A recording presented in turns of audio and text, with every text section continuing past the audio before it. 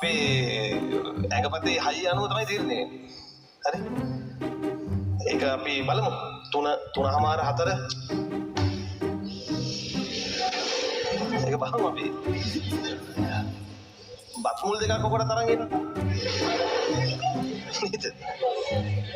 බත් මුල් දෙකක් ඔකටත් ගේන්න. මම හිතන්නේ ඕන මේ. ඒක මම පොඩ්ඩක් බලලා කියන්න. හරි. දැන් දෙකට වගේ යනවා නම් අපි 10 මාර්ග විතර ඉන්ටර්වල් අරගෙන 11ට පන්තිය පටන් අරන් දෙකට යන්නේ කවුලන්නේ. ඒතර බත් මුල් දෙකක් ඕන වෙන්නේ. හැබැයි වල ඒ ගෙදර යනකම් කන්නේ නේ කොහෙවත් නේද? ඒ මොකද වගේ කෑම ප්‍රශ්නේ විසඳගන්න. මට හිතා ගන්න බෑ වලගේ බඩවල වල හැටි. ඒතර වලයි කෑම ප්‍රශ්නේ විසඳගන්න අපිට ඉන්න වෙයි දෙකකින් පස්සේ ඔය මොනවා හරි රොටියක් හරි ගාලා එමු. මාර්තු අප්‍රේල් මැයි ජූනි ජූලි.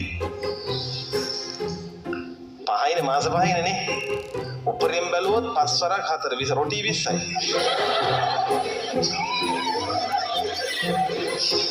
ලොකුගෙස් ගන්නේ. දැන් බලන්න මට කියන්න ඕන කෑමක් ආමාශයට එනවා. ආමාශ බිත්තිය ඇදෙනවා.